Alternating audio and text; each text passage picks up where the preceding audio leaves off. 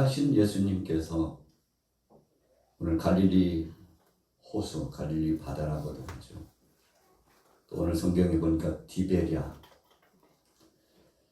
로마 황제 이름을 따가지고 갈릴리 호수라고 하지 말고 디베랴라고 하죠.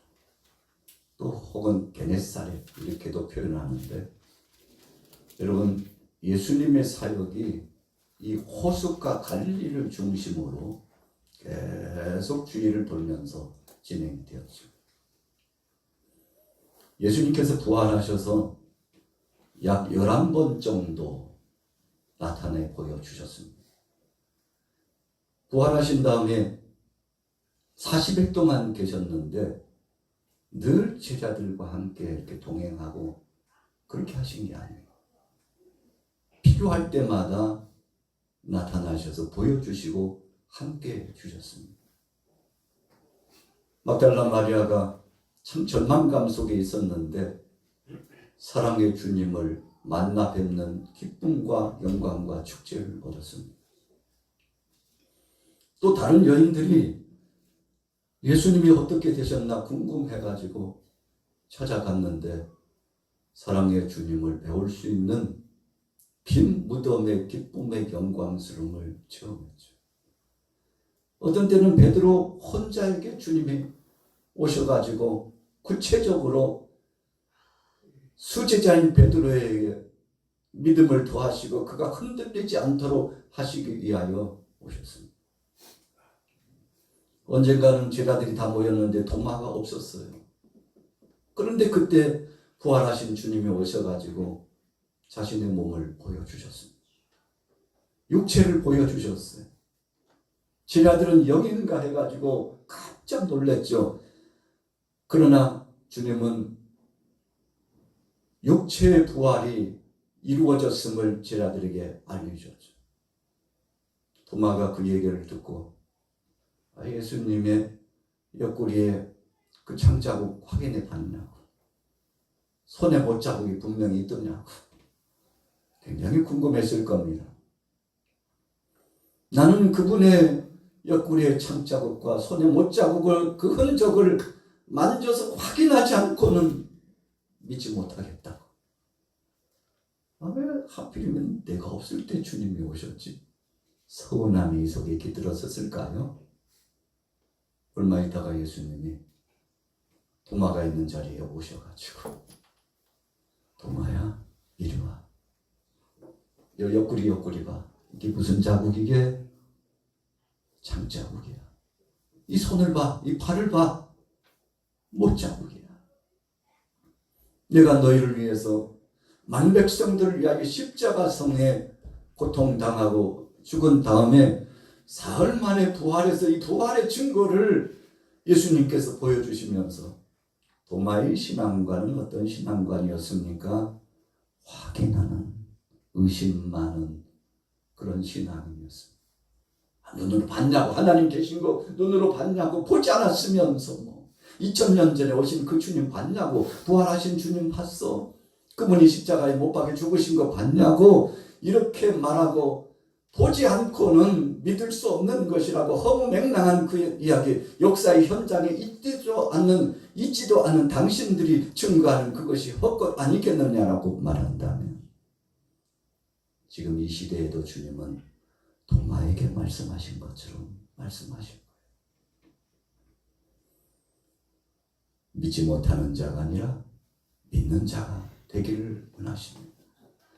여러분, 우리가 2000년 전에 이 땅에 오신 예수님을 눈으로 목도해 보지 않았습니다. 한 번도 뵌 적이 없어요. 저도 마찬가지입니다. 그분의 손에 못자국 확인한 흔적도, 그리고 예수님께서 십자가상에 못 박혀 죽으실 때 땅이 진동하고 무덤이 열리고 죽었던 사람들이 많이 일어났다고 하는데 그런 현상 본 적 없잖아요. 그런데 예수님의 죽으심의 의미부터서 성경은 분명하게 말씀합니다. 주님이 죽으심으로 말미암아 예루살렘 성전의 휘장이 위에서부터 아래로 쫙 갈라졌는데 주님 다 이루었다고 말씀하셨는데 그렇게 말씀하시면 모든 상황 권세를 깨뜨리신 주님의 능력이 있음을 선포하는 거예요.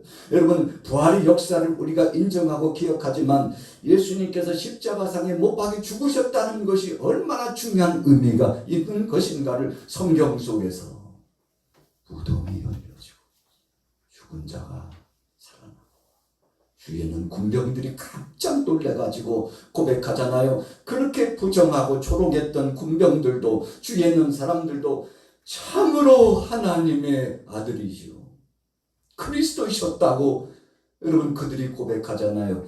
예수님은 바로 그런 분이십니다.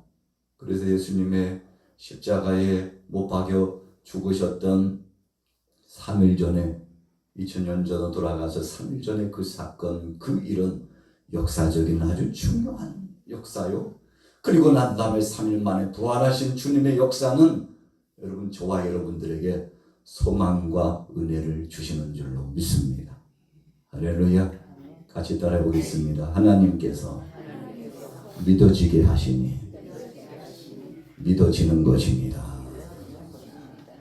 목사님, 믿음 생활하기가 왜 이렇게 힘든지 몰라요. 걱정할 거 없어요. 어떤 사람들은 믿음이 안 생긴다고 낙심하는 사람이 있어요. 목사님, 누구누구 씨는 은사도 많이 받아 활용하고 누구누구 씨는 참 봉사도 많이 하고 헌신도 많이 하는데 나는 왜 그러는지 모르겠다고. 내가 벌써 신앙생활 한 지 30년, 40년, 50년 넘어가는데 도대체 내게는 그런 영적인 깊은 체험과 은혜도 별로 없었고 그냥 습관을 쫓아서 또 모태 신앙이어가지고 습관을 쫓아서 지금까지 신앙생활했는데 도대체 이게 신앙생활인지 온전한 믿음의 사람인지 내가 나 자신을 봐도 한심하고 그렇다고. 여러분 혹시라도 그런 사람이 있습니까? 목사님 우리 자녀들, 우리 남편, 우리 아내는 우리 누구시 그 친척은 진짜 한심해요. 어떻게 했으면 좋겠어요. 날이 갈수록 시간이 갈수록 벼도 익으면 고개를 숙이고 성숙한 시즌이 되면 열매도 따는데 어떻게 인생 무대에 있어서 20년, 30년, 40년이 지나가도 철이 들지 않고 망나니처럼 그렇게 신앙생활을 하고 삶을 살아가는지 모르겠다고 걱정이 된다. 걱정이 돼서 2025년도 부활의 아침이 별로 기쁘지 않다. 별로 기쁘지 않아요. 왜 그런지 모르겠다. 혹시 이런 근심 가지고 있습니까? 여러분, 그렇다면 이런 근심은 오늘 여기에 참여하신 여러분들 중에 누구 한 사람에게만 있는 것은 아니에요. 우리 옆 사람과 나눠보겠습니다. 나도 있어요. 나도 있어요. 여러분, 우리의 힘으로 신앙생활 할 수 있는 것이 아님을 우리는 시간이 갈수록 더 절감해요. 아들, 딸들을 보면 참 어떤 때는 한심하기도 하고 용기도 나고 힘도 나기도 하고 어떤 때는 좌절감이 오고 나만 믿어 주님 앞에 가면 무슨 소용했나.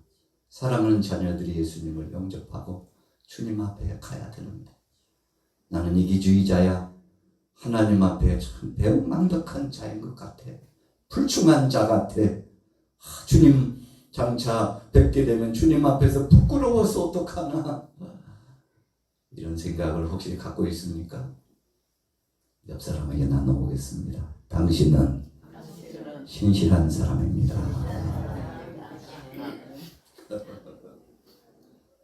여러분, 그런 생각 가진 것 자체가 신실하다고 저는 생각해요. 여러분, 믿음이 있으니까 염려하고 걱정하면서 주님 앞에 맡기고 기도하는 거예요. 믿음이 없고 세상으로 나가버리고 관심도 없으면 뭘 걱정하게요. 나 혼자 신앙생활 잘하다가 주님 만나서 천국에 입성하면 되지 하고 그냥 그 즉시 끝나버릴 텐데 우리들은 때로는 보면은 너무 많은 무거운 짐을 다 짊어지고 예수님께서 예루살렘 목이 골고다 언덕까지 갔는데 900m 정도 되는 1km가 채 못 되는 거리를 가다가 쓰러지시고 채찍에 맞고 가다가 또 쓰러지시고 얼마나 힘들게 가시는지 로마 군병에 보니까 이러다가 해 넘어갈 것 같아요. 이러다가 해 넘어가겠다. 야, 너 이리 와. 이리 와. 그 사람이 누구죠? 야, 구레네 시몬. 이리 와. 네가 좀 지어라. 아이고, 이러다 해 넘어가겠다. 예수님이 너무 몸이 빈약하고 초라하고 어느 장정 같으면 그 가리가 다 짊어지고 그 군중들 틈에서 골고다 언덕을 향해 진행할 텐데 예수님은 왜 이렇게 몸이 약하고 또 쓰러지고 넘어지고 곤욕스러움을 당했는지. 여러분 물론 주위 사람들을 괴롭혀가지고 채찍으로 그리고 돌을 던지기도 하고 희롱하고 예수님 향하여서 그렇게 손가락질하고 폄하시키고 그런 것도 있지만 주님은 3년 동안 공생의 사역을 진행하시면서 대우받는 일이 없었어요.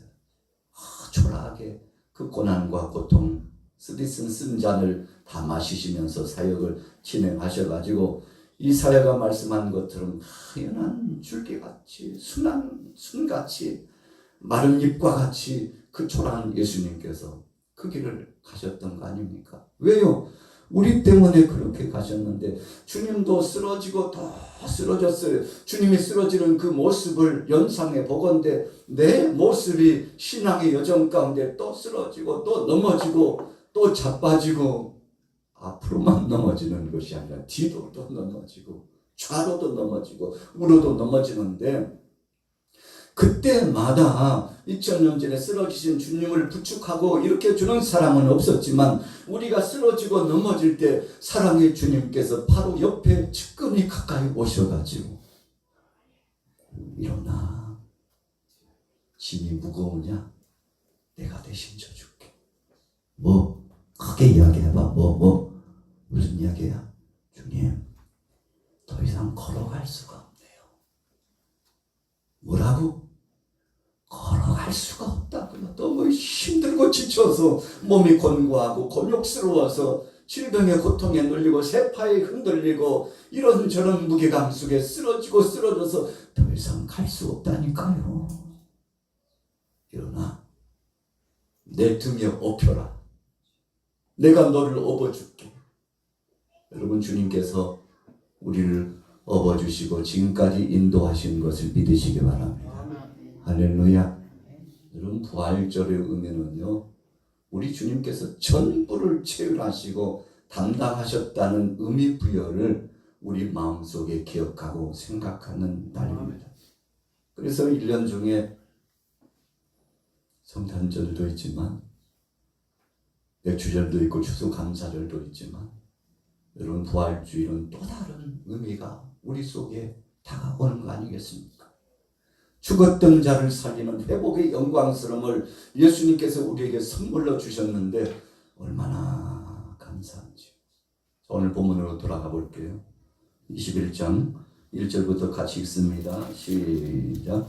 그 후에 예수께서 디베랴 호수에서 또 제자들에게 자기를 나타내셨으니 나타나신 일은 이러하니라. 시몬 베드로와 디두모라 하는 도마와 갈릴리 가나 사람 나다넬과 세베대의 아들들과 또 다른 제자 둘이 함께 있더니. 몇 명이에요? 세보신 분 있어요? 자, 2절에 몇 명이에요?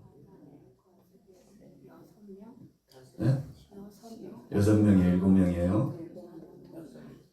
7명이에요? 8명이에요?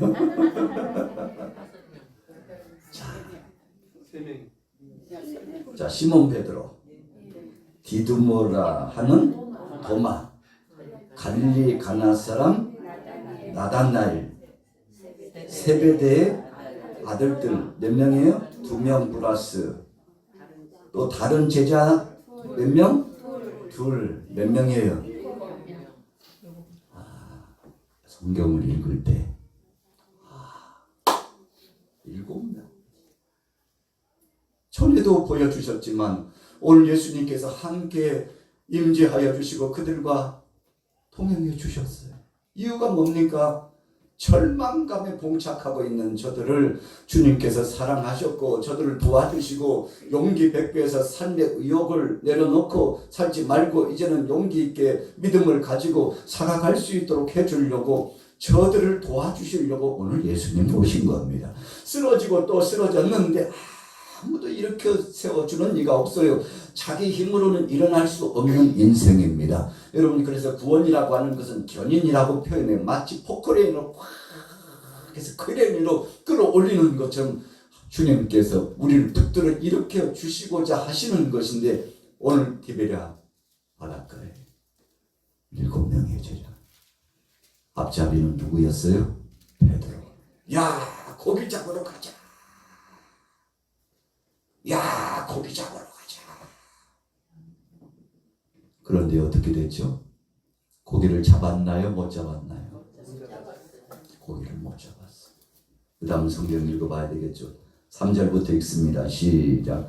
시몬 베드로가 나는 물고기 잡으러 가노라 하니 그들이 우리도 함께 가겠다 하고 나가서 배에 올라갔으나 그날 밤에 아무것도 잡지 못하였더니 날이 새벽할 때 예수께서 바닷가에 서셨으나 제자들이 예수이신 줄 알지 못하는지라. 밤새껏 고기를 잡으려고 했는데 그날 밤에 아무것도 잡지 못했다. 고기가 몇 마리예요? 아니, 지금 하나도 못 잡았어요. 그런데 그때 예수님이 구체적으로 나타나 주셨어요. 여러분, 제자들이 밤새껏 고기 잡느라고 애를 쓰고 그러다가 잡지 못하다 절망감이 있을 때 예수님께서 오셔서 그들과 함께 해 주셨지만 저기 바닷가에 서 계신 분이 예수님인 줄 몰랐다 이겁니다. 알아차리지 못했다 이겁니다. 여러분, 그러니까 참 한심하기도 하지만 사실 예수님이 변화된 모습은 달랐다는 영적인 중요한 측면이 그 속에 있는 겁니다. 예수님께서 3년 동안 공생애를 시작하시고 그리고 십자가에 못 박혀 죽으실 때까지 그 주님의 모습과 주님께서 이제는 영육간의 변화체가 돼가지고 진정한 부활이 무엇인가를 보여주실 때 예수님의 모습은 달랐다는 것입니다. 그래서 제자들이 참으로 자세히 보고 그분을 향해서 분별해 보고자 하는 마음을 갖지 않고서는 예수님인 줄 잘 분별할 수 없을 만큼 변화된 주님의 모습은 영광스럽고 영화로운 그 모습이었다는 것을 우리가 알 수 있는 것입니다. 오늘 저와 여러분들이 이 땅에 살다가 언젠가는 주님 부르시면 다 죽음을 맞이할 거예요. 영혼은 주님 품에 안기지만 육체는 흙으로 가서 잠든다고 했습니다. 깊은 영년의 시간을 갖다가 주님께서 호령과 천사장의 나팔소리로 우리를 부르시면 각 사람들을 다 부르시면 여러분 무덤이 터져 열린 것처럼 주님의 음성을 듣고 다 일어나는데 먼저 죽은 사람이 순차적으로 일어나고 나중에 죽은 사람까지 그 차순이 분명히 가려진다고 그랬습니다. 여러분, 그래서 주님께서 순식간에 부르실 때 주님의 그 음성을 듣고 다 일어나게 되는데 그때 그 모습은 영육간의 변화체가 돼가지고 그래서 여러분 고린도서의 데살로니가서 말씀해 보면 변화되리라 변화된 모습으로 주님 앞에 서게 되는 것인데 이 영광스러운 부활의 역사를 저도 체험하고 여러분들도 체험하고 장차 주님을 뵙고 주님 앞에 서게 되는 날이 도래하게 될 줄로 믿습니다. 예수님이 부활하셔서 수시로 나타내 주셨는데 좀 한층 주님이 계셔도 알아차리지 못했다는 것은 어찌 보면 당연한 것인지도 몰라요. 그러나 또 다른 측면에서 보면 주님이 부활하셨다는 이 기쁨과 은혜와 감격스러움과 사명감을 재인식하는 단계까지 도달하지 못했던 연약한 믿음의 모습을 또 다른 면에서 지적해 보는 것이죠. 그 다음 성경 볼까요? 자, 보세요. 4절부터 같이 다시 읽습니다. 시작. 날이 새어갈 때 예수께서 바닷가에 서셨으나 제자들이 예수신 줄 알지 못하는지라. 예수께서 그리하면 잡으리라 하시니 이에 던졌더니 물고기가 많아 그물을 들 수 없더라. 예수님이 얘들아, 성경이 표현이요, 얘들아, 고기 잡은 거 있어? 없어. 왜 물으셔요? 한 마리도 잡지 못했다고. 예수님 오늘 뭐라고 말씀하셨습니까? 어떻게 하라고요? 오른편에 가서 그물을 던져라. 여러분, 이런 비슷한 이야기가 예수님께서 3년간 공생애를 진행할 때 있었죠. 누가복음 5장에 보면 밤새껏 고기를 잡았는데 잡지 못했어요. 그때 예수님께서 사랑하는 베드로를 향하여 말씀을 주십니다. 뭐라고, 어떻게 하라고 주셨을까요? 네? 말씀을 찾아야 할지. 누가복음 5장 찾아볼게요. 누가복음 5장 한번 찾아볼게요. 막 성경 넘기는 소리가 막 나야 되는데 잡든가 말든가. 자, 몇 절이죠? 5장 1절부터. 자, 우리 한번 쫙 읽어볼게요. 누가복음 5장 1절부터 읽습니다. 찾았으면 아멘. 같이 읽습니다. 시작. 무리가 몰려와서 하나님의 말씀을 들을새 예수는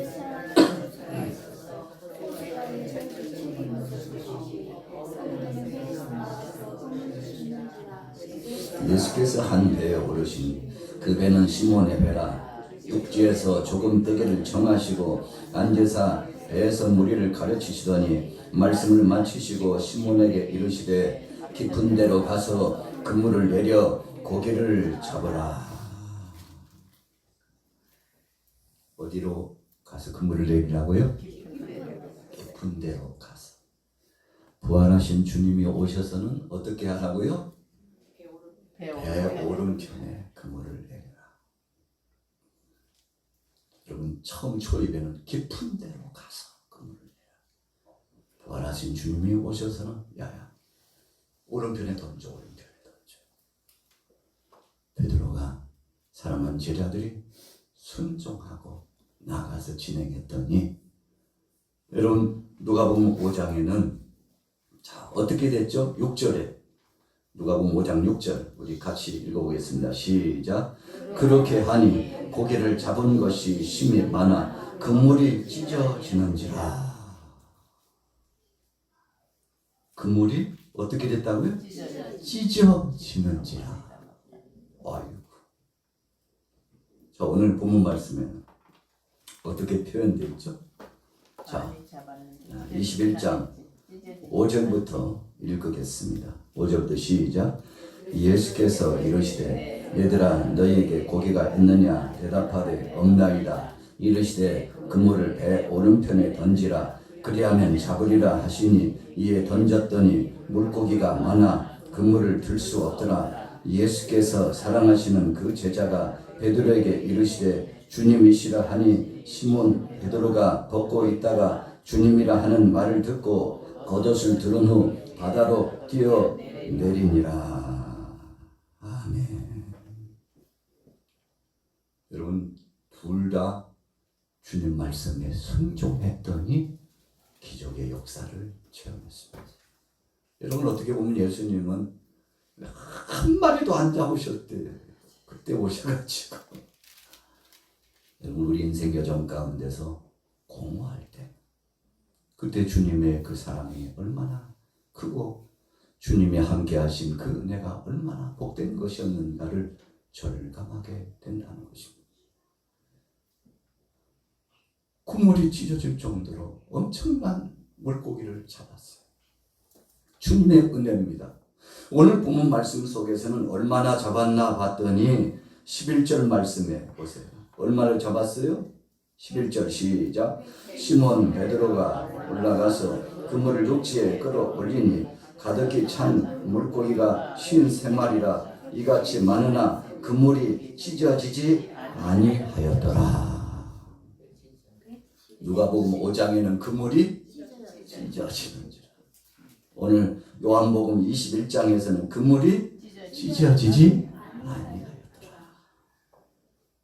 여러분, 그 주시는 의미가 사뭇 다릅니다.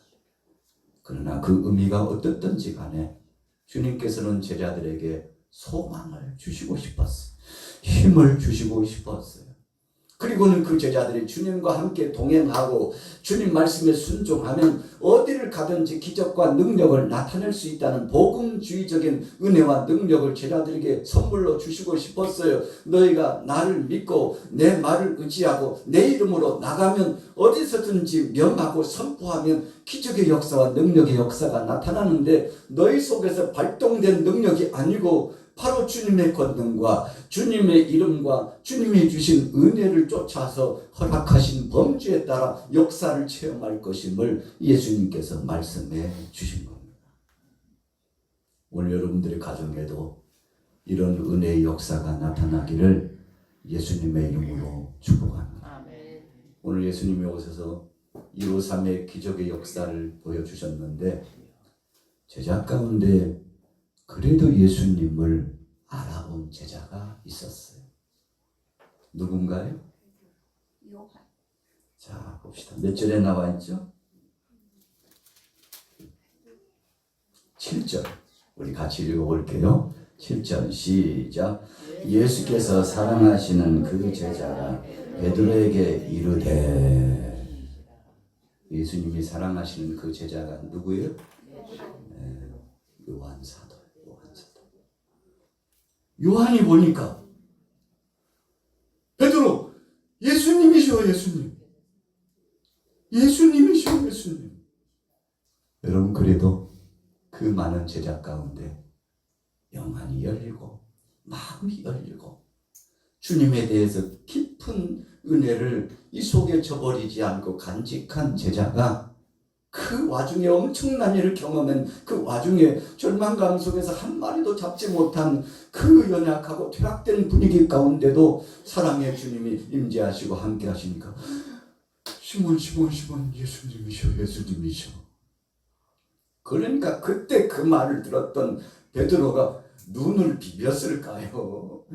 다시금 바라보니까 예수님이요. 주님이 명령하셨고 주님이 함께 하셨다는 것을 알고 여러분, 고기 잡기를 할 때 뭘 벗었어요? 겉옷을 벗어 제끼고 험나게 일을 해도 아무런 소득도 없는데 누군가가 말씀하셨는데 순종하고 나가서 쫓아가서 하나님의 은혜 가운데 손을 품고 믿음을 가지고 나가니까 기적을 체험했는데 이 능력의 역사를 체험하게 해주신 분이 부활하신 예수님이라는 사실을 다시 한번 재확인하고 겉옷을 주섬주섬 챙기고 물속으로 뛰어들어가서 사랑의 주님 앞에 자기 자신을 다시 한번 고백하고 주님 앞에 영광을 돌리게 되었죠. 여러분, 짧은 말씀이지만 이 순차 속에 제자들의 영적인 상태가 보여지는 거예요. 제자들의 그 성격이 보여지는 겁니다. 여러분, 능력의 역사를 체험했을 때 반응하는 제자들의 신앙 고백이 드러나는 거예요. 오늘 여러분들은 이 시대의 기적과 같은 능력의 역사를 체험하고 살면서도 어떤 제자는 주님을 아는 채도 하지 않고 주님 모른 채하고 그냥 자기 마음대로 사는 사람이 있는가 하면 어떤 사람들은 기쁨을 주체할 수 없어서 주님 앞에 영광 돌리면서 소망 중에 살아가는 제자들이 있더라는 겁니다. 오늘 여러분들이 요한처럼 주님을 알아보고 엠마오 도상의 두 제자가 예수님께서 죽으신 이후에 또 들리는 소문이 부활하셨다는 소문도 막 들리고 요즘 엄청난 막 소동 아닌 소동이 일고 있다는 그 이야기 가운데서 그래도 여전히 마음은 무거워요. 주님 어떻게 되셨을까? 정말 부활하셨을까? 아닌 것 같기도 하고 긴 것 같기도 하고 의구심이 속에서 발동하는데 그때 예수님이 오셔가지고 사랑하는 두 제자에게 한 제자의 이름은 글로바라고 했고 한 제자는 이름을 성경에 기록하지 않았어요. 어떤 제자가 예수님과 함께 동행하는데 예수님께서 말씀을 풀어주시면서 부활의 역사가 어떤 것이고 주님의 사역의 범주가 어떤 것인지를 소상하게 설명 듣는데 주님과 함께 맞대면 하면서 말씀을 듣는 와중에도 그분이 예수님인 줄 알았어요? 몰랐어요? 몰랐다는 겁니다. 여러분 이것이 어떤 의미에서는 비극 아닌 비극 같은 상황이에요. 주님이 부활하셔서 앞에 계시는데 그분이 주님이신 줄 알아보지 못하는 거예요. 다른 제자들도 그랬잖아요. 여러분 오늘 베드로도 그랬잖아요. 기적이라고 하는 그 순간 자체의 마음이 빼앗기고 주님이 그것을 행하셨고 함께 하셨다는 사실을 다 잊어버린 채 그러고 있었잖아요. 여러분 주님은 2000년 전에 십자가상에 못 박혀 죽으시고 부활하신 이후에 승천하신 이후에도 지금까지 성령으로 지금도 우리와 함께 하시는 것을 믿으시기 바랍니다. 주님 곧 오실 때가 가까웠대. 오시면 그때 봐야 알지 뭐. 천국이 있긴 있다는데 죽어봐야 알지 뭐. 여러분 우리의 믿음의 영적 상태가 이 정도 수준과 상황에 있는지도 몰라요. 분명히 주님은 성령으로 함께 하신다고 그랬어요. 땅끝까지 너희와 함께 동행하고 세상 끝날까지 함께 하시면서 역사하시겠다고 했어요. 여러분 그래서 주님께서 성령으로 지금 이 자리에 함께 하시는 것을 믿으시기 바랍니다. 성경은 분명히 말씀합니다. 지금도 주님은 동행하고 계시대요. 장차 주님께서 재림하시고 오시리라는 마라나타의 신앙을 갖고 있지만 그러나 지금도 주님은 우리와 동행하셔요. 그러나 장차 주님께서 재림하시는 그때에는 만천하의 모든 사람들이 주님을 배울 수 있도록 눈으로 그를 찌른 자들도 본다고 그랬는데 여러분 모든 사람들이 보는 그 역사 가운데 주님이 오시겠다는 말씀이지만 지금도 주님은 우리와 함께 동행하시고 역사하시고 우리를 주관하시는 것을 믿으시기 바랍니다. 2000년 전에 예수님이 승천하시고 난 다음에 엄청난 비바람이 불었어요. 순교의 제물로 죽음의 역사 앞에서 그 사명을 감당해야 되는 그 무수한 제자들이 있었어요. 그런데 그 제자들이 어떤 마음으로 그 순간을 이겨나갔습니까? 우리 같이 따라해 보겠습니다. 사랑의 예수님이 지금도 함께 하시지만 곧 오셔서 우리를 데리고 가십니다. 이런 믿음으로 저들이 순교를 한 겁니다. 주님 안 오실지도 몰라. 이런 게 아니라 지금도 영으로 성령으로 우리와 함께하고 계시죠. 그래서 스데반이 돌에 맞아 죽으면서도 해같이 빛난 얼굴을 하고 있는데 하나님 보좌 우편에 계신 주님께서 스데반을 위로하고 계시는 광경이 영안이 열려가지고 환상 속에 보았다고 그러잖아요.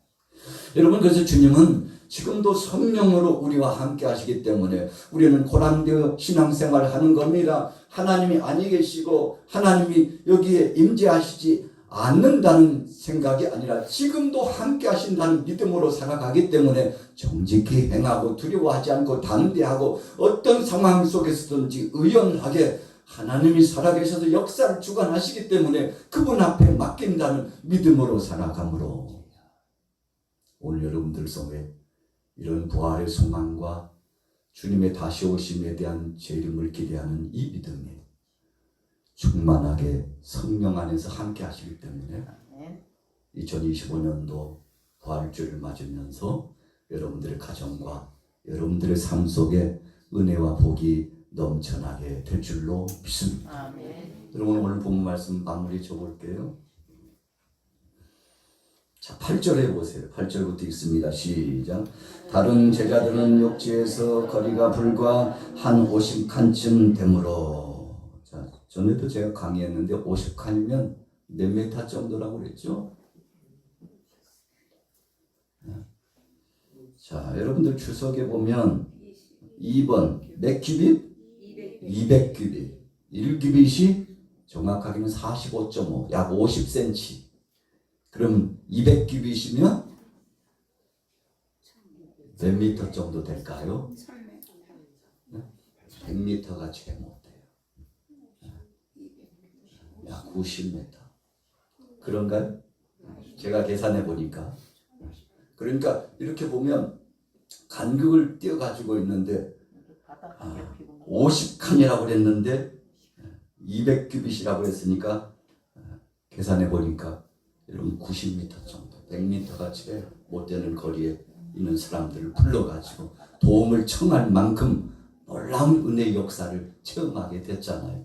여러분 그래서 시간과 공간을 초월해서 주님이 역사하시고 우리에게 귀한 선물을 주셨는데 여러분 오늘 여러분들의 모든 삶 가운데도 이런 기적의 역사가 체험되기를 예수님의 이름으로 축원합니다. 여러분 주님은 그렇게 역사하셨어요. 13절로 넘어가 봅니다. 우리 같이 읽습니다. 13절 시작. 예수께서 가셔서 떡을 가져다가 그들에게 주시고 생선도 그와 같이 하시니라. 이것은 예수께서 죽은 자 가운데서 살아나신 후에 세 번째로 제자들에게 나타나신 것이라. 아멘. 떡과 생선을 잡수시고 나눠 먹었어요. 왜 그러셨을까요? 퀴즈예요. 왜 그러셨을까요? 왜 떡을 나누고 생선도 구워서 나누어 잡수셨을까요? 네? 아, 그렇죠. 우리 같이 따라해보겠습니다. 영뿐만 아니라 육체의 부활로 변화체가 되신 주님. 여러분 예수님이 부활의 첫 열매라고 그랬어요.